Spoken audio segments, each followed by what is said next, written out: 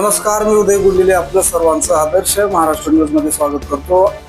आपण आज अशा बातमीकडे आलेलो आहोत. नुकताच या ठिकाणी नीट परीक्षेचा निकाल जाहीर झालेला आहे आणि या परीक्षेमध्ये लातूर जिल्ह्यातून अनेक विद्यार्थी या ठिकाणी मेडिकलसाठी पात्र झालेले आहेत. याचंच एक उदाहरण म्हणजे की अहमदपूर तालुक्यातील टेंभुर्णी या गावातील टेंभुर्णी या गावामध्ये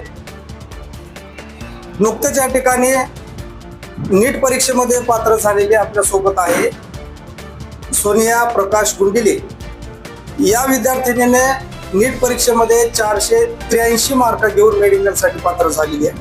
नेमकं कशा पद्धतीने या ठिकाणी तिने अभ्यास केला, तिचं प्राथमिक शिक्षण, माध्यमिक शिक्षण आणि कॉलेजचं शिक्षण हे कशा पद्धतीने आणि कुठं झालेलं याची सविस्तर माहिती घेण्यासाठी आपण त्यांच्या घरी आलेलो.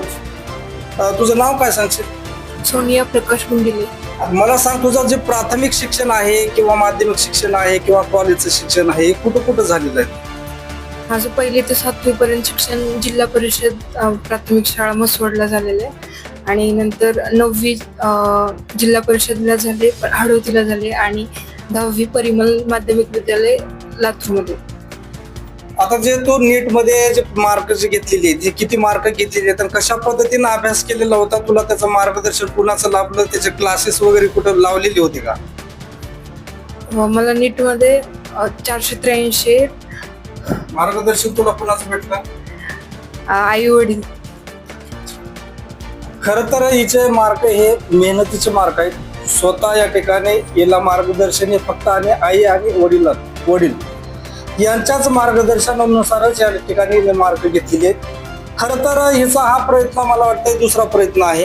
या दुसऱ्या प्रयत्नामध्ये हिनं चांगल्या पद्धतीनं मार्क घेतलेले आहे. तर 3 मे रोजी या ठिकाणी नीट परीक्षेची परीक्षा झालेली होती, मात्र ती परीक्षा काही कारणास्तव रद्द करण्यात आली आणि नुकताच या ठिकाणी दुसऱ्या वेळेस परीक्षा झालेली आहे. त्या परीक्षेमध्ये मात्र हिनं या ठिकाणी 483 मार्क घेऊन या ठिकाणी मेडिकलसाठी पात्र झालेली आहे. तर आपल्यासोबत तिचे वडील आहेत. काय सांगसाल, या ठिकाणी आपल्याला चांगल्या पद्धतीने मार्क घेतले, तुम्ही काय सांगाल वडील म्हणून? काय सांगाल वडील म्हणून एक खूप आनंद होतोय की गेली 2 वर्षापासून आम्ही या दिवसाची वाट बघत होतो आणि जी 3 मेची परीक्षा झाली त्याच्यामध्ये सुद्धा हिला चांगला स्कोर आला होता. 610 स्कोर तिचा त्या 3 मेच्या परीक्षेमध्ये आला होता, परंतु काही कारणामुळे ती परीक्षा कॅन्सल झाली आणि खूप डिप्रेशनमध्ये आली होती, कारण चांगला स्कोर आला होता आणि तिचा एक माणूस होता की मला एक इच्छित तिचं जे कॉलेज होतं ते मिळेल, परंतु हे परीक्षा कॅन्सल झाल्यामुळं ते कुठंतरी तिला खूप डिप्रेशन आलं आणि आता कसं होईल किंवा आम्हाला सुद्धा प्रश्न पडला होता, परंतु तिनं जिद्द सोडली नाही किंवा चिकाटी सोडली नाही आणि त्यातून तिनं ते हे यश मिळवलं. खूप आनंद वाटतोय. परत मी आणखीन सोन्याकडे जाणार आहे. मला सांग, मे मध्ये झालेली परीक्षा आणि जून मध्ये झालेली परीक्षा, दोन्ही परीक्षेमध्ये तुला काय वाटलं? 3 मेचा पेपर म्हणजे सोपा होता आणि त्यानंतर 1 महिन्याचा गॅप पडला. मग मी घरी सेल्फ स्टडी केला, कोणती टेस्ट सिरीज वगैरे नव्हती लावली. मग त्यामुळे नंतर 21 जूनचा पेपर मला जरा थोडासा टफ गेला होता, म्हणजे सगळ्यांनाच गेला होता पण मला पण टफ गेला. खरं तर या ठिकाणी यांच्या दोन्हीही मुली डॉक्टर आहेत आणि विशेष म्हणजे यांची खरं तर त्यांना दोन्ही मुलीच आहेत, मुलगा नाही आहे. आणि विशेष म्हणजे हे जिल्हा परिषद शिक्षक आहेत आणि ते पायाने अपंग आहेत. यांचे खरोखरच मानावं तेवढं कौतुक कमी आहे, कारण यांच्यामध्ये असलेली जिज्ञासा आणि त्यांच्याकडून असलेलं जे मार्गदर्शन आपल्या पाल्यांना भेटलेलं आहे ते कशा पद्धतीने दिलेलं आहे आपणच ऐकू. काय नाही, त्यांचं म्हणजे पहिलेपासून त्याचं शिक्षण होतं. आता मुलींचं तुम्ही मगाशी विषय काढला तर मला मुलगा नसल्याचे खंत कधीही वाटली नाही आणि मी या 2 मुलींनाच माझे मुलगी आहेत असं मी ठरवून त्यांना चांगलं उच्च दर्जाचं शिक्षण देण्याचा मी नेहमीच प्रयत्न केला. मुली आहेत म्हणून काय करायचं शिक्षण किंवा असं तर काही विचार केलेला नाही. त्या माझे मुलंच आहेत म्हणून मी त्यांना एक दर्जेदार शिक्षण देण्याचा प्रयत्न केला आणि त्यांनी पण माझ्या प्रयत्नांना कष्टाची जोड देऊन त्यांनी पण त्याच्यामध्ये यश संपादन केलं, याचा खूप आनंद वाटतोय. आता दोन्ही मुली माझ्या आता आता हे तर MBBS ला लागणार आहे, परंतु गेल्या वर्षी एक मुलगी माझी BHMS ला लागलेली आहे. खूप आनंद वाटतो की मुलाचे आता काय करायचं. कदाचित मुलगा जरी मला असता तर मला वाटत नाही की त्यानं हे एवढं यश मिळवलं असतं असं मला वाटतं. मग हे माझे मुलंच आहेत असं मी समजतो.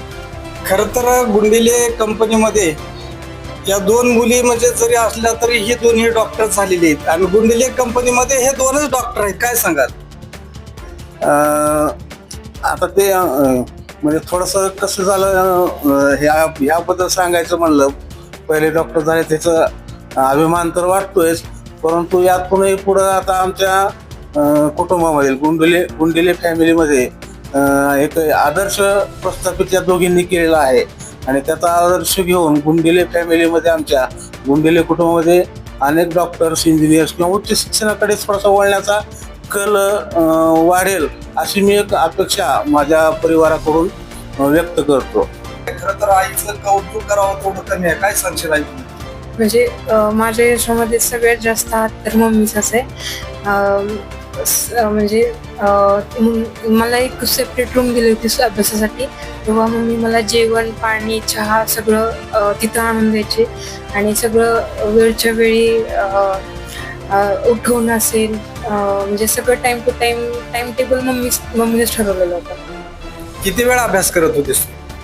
मी त्या एक ते 1.5 महिन्यामध्ये 12 तास अभ्यास केला.